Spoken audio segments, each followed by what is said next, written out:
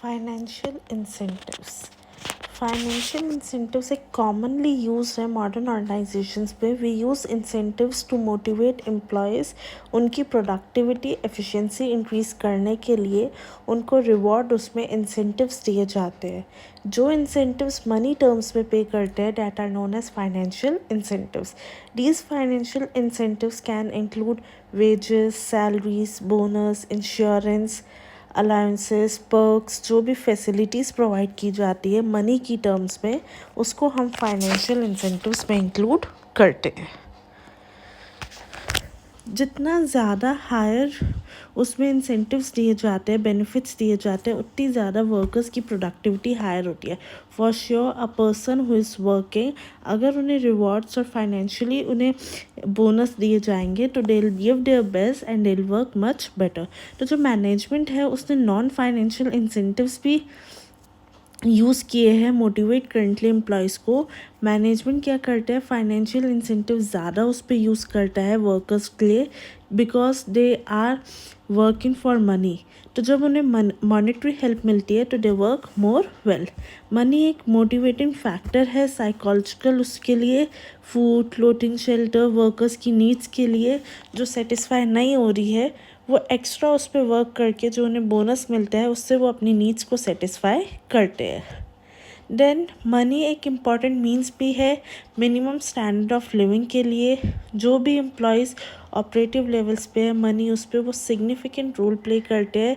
Basic need होती है जो लोगों को मोटिवेट करती है, वर्कर्स को मोटिवेट करती है वर्क करने के लिए.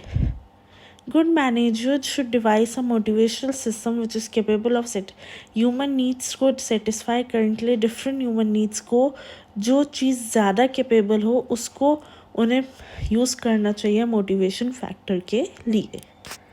We use financial as well as non financial incentives. Financial incentives में क्या हो जाता है, मॉनेटरी टर्म्स में you are giving them wages, you are giving them salaries, you are giving them bonus. Non financial incentives, कुछ लोगों के लिए नॉन फाइनेंशियल रिवॉर्ड्स ज़्यादा इम्पॉर्टेंट होते हैं. उन्हें मनी से ज़्यादा जो है non financial status, growth opportunities, ये सब होल्ड करके रखती है जॉब में. पीपल जो हायर पोजीशंस पे होते हैं जिन्हें हायर मॉनेटरी रिवॉर्ड्स मिलते हैं वो मॉनेटरी बेनिफिट से ज़्यादा, मनी से ज़्यादा उनकी स्टैंडर्ड ऑफ लिविंग जो इंक्रीज़ हो रही है, स्टेटस जो है सोसाइटी में, इन सब चीज़ों से ज़्यादा उस पर मोटिवेट होते हैं. नॉन फाइनेंशियल इंसेंटिव्स को हम मनी की टर्म्स में नहीं कैलकुलेट करते हैं, उसको हम psychological needs, social needs satisfactory उस पर कैलकुलेट करते हैं.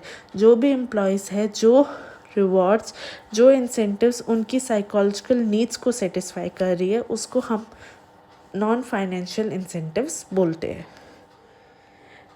नॉन मॉनेटरी इंसेंटिव्स में स्टेटस क्या होता है, ranking of people in society.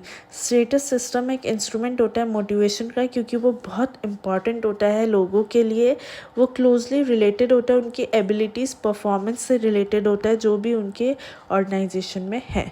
Opportunity of growth, organisation का जो बिहेवियर स्ट्रेस होता है वो एम्प्लॉयज़ को अपॉर्चुनिटीज़ देता है कि वो ग्रो करे.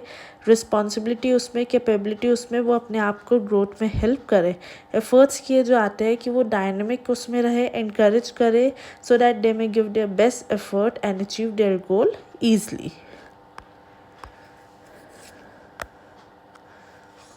प्रेज क्या करता है, एक कि वंस ईगो नीड्स को सेटिस्फाई करता है. Sometimes praise is more effective than any other incentive. कभी कभार क्या होता है इंडस्ट्री में, जब आप काम कर रहे हो, जब लोग काम कर रहे हैं तो आप मॉनेटरी टर्म से ज़्यादा, स्टेटस ज़्यादा, आपको क्या होता है when someone praise your work, when someone encourage you, वो आपके वर्क की तारीफ़ कर रहे हैं तो उससे आपको और ज़्यादा मोटिवेशन मिलती है और आप और ज़्यादा अच्छे से काम करना चाहते हो. Knowledge of results employee satisfaction को लीड करता है. जो भी वर्कर अपनी परफॉर्मेंस का रिजल्ट जानना चाहता है वो सेटिस्फेक्शन उस पर अप्रिशिएट किया जा रहा है उसके वर्क को. मॉडर्न इंडस्ट्री में प्रोडक्शन वर्कर्स का कंज्यूमर से कोई कांटेक्ट नहीं है तो उन्हें कंज्यूमर का रिएक्शन नहीं मिलता, but they can be motivated जब उन्हें परफॉर्मेंस रेटिंग दी जाती है, like we have online shopping apps, तो वहाँ पे भी क्या होता है, जो भी चीज़ आप वो कर रहे हो they have that rating thing.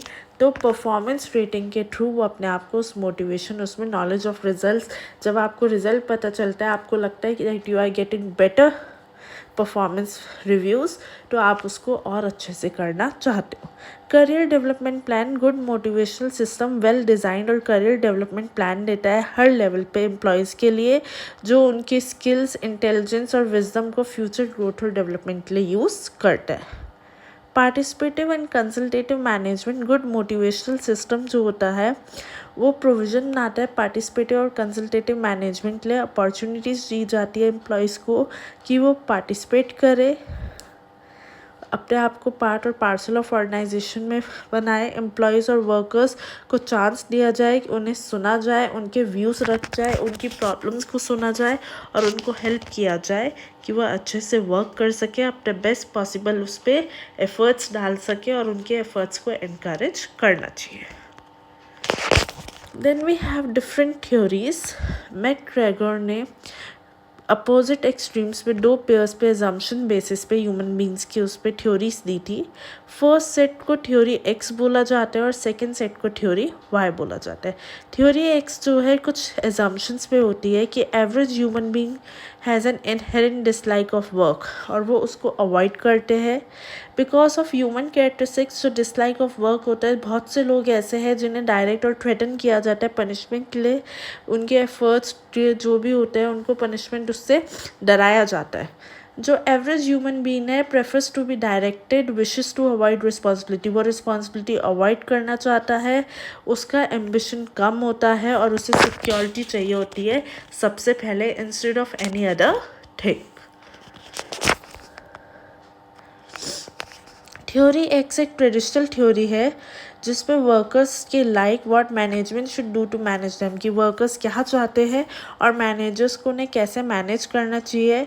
वो वर्कर्स को परसुएट करते हैं, पुश करते हैं परफॉर्मेंस के लिए कि वो कैसे परफॉर्म करें। ये एक मैनेजमेंट टास्क होता है।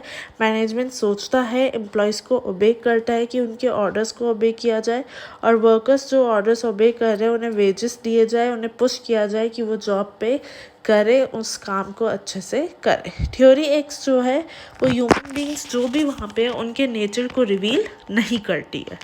थ्योरी वाई एजम्पशन बेसिस पे थ्योरी वाई जो है वो सबऑर्डिनेट्स को फ्रीडम उस पर देती है एक्टिविटीज़ के लिए। ये जो प्रैक्टिसेस है इस पर डिसेंट्रलाइजेशन, डेलीगेशन, जॉब एनलार्जमेंट और कंसल्टेटिव मैनेजमेंट होता है।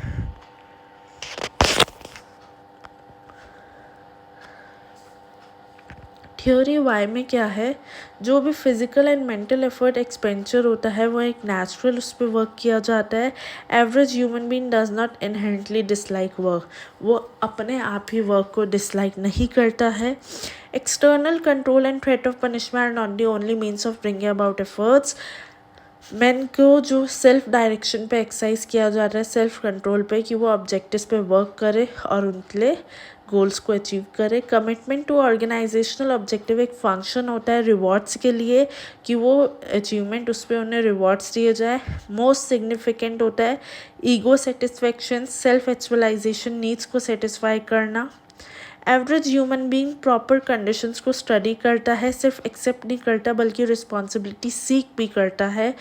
रिस्पॉन्सिबिलिटी को avoid, lack of ambition, security पे एम्फेसिस, ये कॉन्सिक्वेंसेस होते हैं एक्सपीरियंस के, लेकिन ह्यूमन कैरेक्टरिस्टिक्स इनको इनहेरिट उसमें नहीं कंसिडर करती। जो भी कैपेसिटी है रिलेटिव हाई डिग्री पे एक्सरसाइज करने की, इमेजिनेशन उस पर, जो भी आप प्रॉब्लम्स है उसको क्रिएट कर रहे हो, उन सबको नैरोली डिस्ट्रीब्यूट नहीं किया जाता।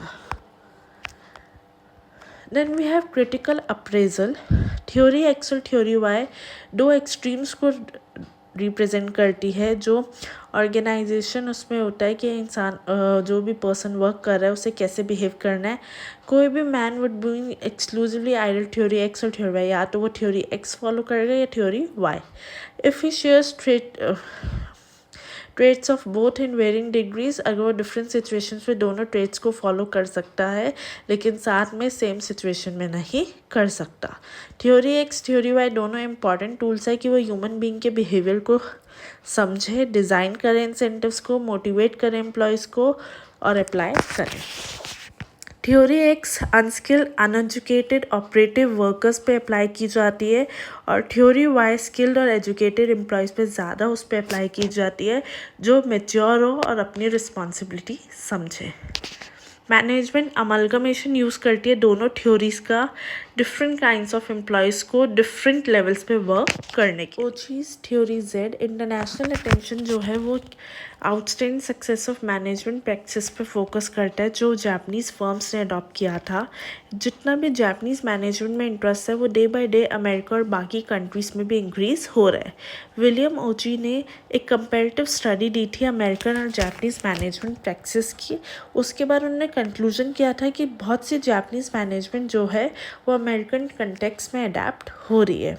उनने सजेशन दिया था कि जो थ्योरी जेड का एडॉप्शन है, थ्योरी जेड ट्रू सेंस में थ्योरी नहीं है, वो सिर्फ एक लेबल इंटरचेंजेबल है टाइप जेड के साथ जो ह्यूमन बिहेवियर को डिस्क्राइब करता है थ्योरी एक्स और थ्योरी वाई के केसेस पे।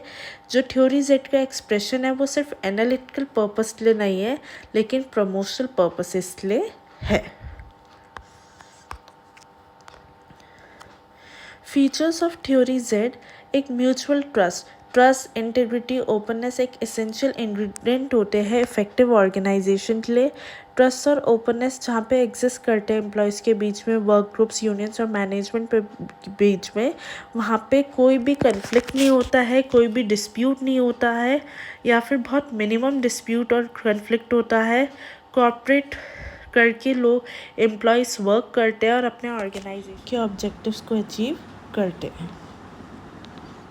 Strong bond between the company and employees, theory Z life time employment suggest करती है कंपनी में जो जापान रिट्रेंचमेंट ले ऑफ को अवॉइड करती है और फाइनेंशियल इंसेंटिव्स पे मैनेजमेंट जो है नॉन फाइनेंशियल इंसेंटिव्स यूज़ करता है वर्कर्स को मोटिवेट करने के लिए। सिर्फ फाइनेंशियल ही नहीं, दोनों नॉन फाइनेंशियल और फाइनेंशियल इंसेंटिव्स को यूज़ किया जाता है। बॉन्ड को स्ट्रॉन्ग किया जाता है कंपनी और वर्कर्स के बीच में। मैनेजमेंट फॉलो करता है पैटर्नलिस्टिक स्टाइल फॉलो करता है, वर्कर्स को सेटिस्फाई किया जाता है और उनको एक टीम उसमें मेक श्योर किया जाता है कि वो एज अ टीम वर्क करे। एम्प्लॉय इन्वॉल्वमेंट, जो इन्वॉल्वमेंट ऑफ एम्प्लॉयज़ होता है वो मैटर से रिलेट करता है जो कमिटमेंट इम्प्रूव करने के लिए, परफॉर्मेंस इम्प्रूव करने के लिए है। मीनिंगफुल पार्टिसिपेशन होता है कि वो डिसीजन ले, मैटर्स को डायरेक्टली अफेक्ट करे, पार्टिसिपेशन जनरेट करे एक सेंस ऑफ रिस्पॉन्सिबिलिटी के साथ और डिसीजंस को इम्प्लीमेंट करे और उनके एंथुसियाज्म इंक्रीज करे। इंटीग्रेटेड ऑर्गेनाइजेशन, कोई भी ऑर्गेनाइजेशन स्ट्रक्चर थ्योरी जेड में रेकमेंड नहीं किया जाता है। ऑर्गेनाइजेशन स्ट्रक्चर जो होता है टीम वर्क पे बेस होता है।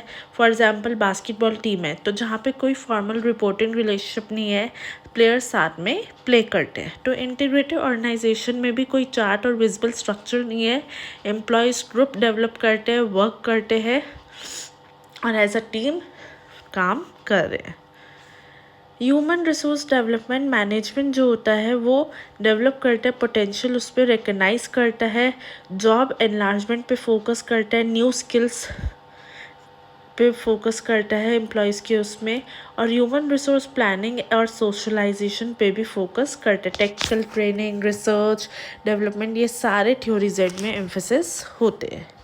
Role of leader, leaders role को कोऑर्डिनेट किया जाता है ह्यूमन बींग्स के एफर्ट्स के साथ, कॉमन कल्चर डेवलप किया जाता है। लीडर जो है वो कम्युनिकेशन प्रोसेस को यूज़ करता है, डिबेट्स उस पर, एनालिसिस उस पर, इनफॉर्मल उसमें ऑर्गेनाइजेशन को कंट्रोल किया जाता है। म्यूचुअल ट्रस्ट और कॉपरेशन पे एम्फेसिस किया जाता है instead of superior subordinate relationships. Critical appraisal of theory Z, theory Z कोई मेयरली टेक्निक ऑफ मोटिवेशन नहीं है, ये एक मैनेजमेंट फिलॉसफी है जो कॉम्प्लेक्स कॉम्बिनेशन को यूज़ करती है मैनेजरियल टेक्निक्स और एक्शंस की। थ्योरी जेड क्रिटिसाइज़ की जा रही है बहुत से ग्राउंड्स पे। सबसे पहले थ्योरी जापानीज़ मैनेजमेंट प्रैक्टिसेस पे बेस्ड है और ये प्रैक्टिसेस जापान के यूनिक कल्चर को डिपिक्ट करती है, वहाँ से इवॉल्व करती है, तो वो रेलिवेंट नहीं है डिफरेंट टाइप्स ऑफ कल्चर के ऑर्गेनाइजेशन के लिए। Then lack of empirical research है जो कंफर्म करे कि प्रैक्टिकली थ्योरी को कैसे यूटिलाइज किया जा रहा है। देन थ्योरीज एट सिर्फ कोई गाइडलाइंस प्रोवाइड नहीं करती है जो भी हमें ऑर्गेनाइजेशन में अप्लाई करनी है। देयर में भी सम ऑपरेशनल प्रॉब्लम्स, कुछ ऑपरेशनल प्रॉब्लम्स होती है थ्योरीज एट को इम्प्लीमेंट करने की। फॉर एग्जांपल अगर फॉर्मल स्ट्रक्चर नहीं है तो वहाँ पे क्योस ही रहेगा ऑर्गेनाइजेशन में जब कोई प्रॉपर स्ट्रक्चर नहीं है। क्यों? क्योंकि वो आपस में मैनेजमेंट और वर्कर्स का कम्युनिकेशन एक फॉर्मल उसमें नहीं होगा, इनफॉर्मल होगा, तो वो कभी भी बातें करना, कभी भी फ्रेंडली उसमें, तो उस चीज़ से ऑर्गेनाइजेशन के इन्वायरमेंट पे भी इफ़ेक्ट आता है।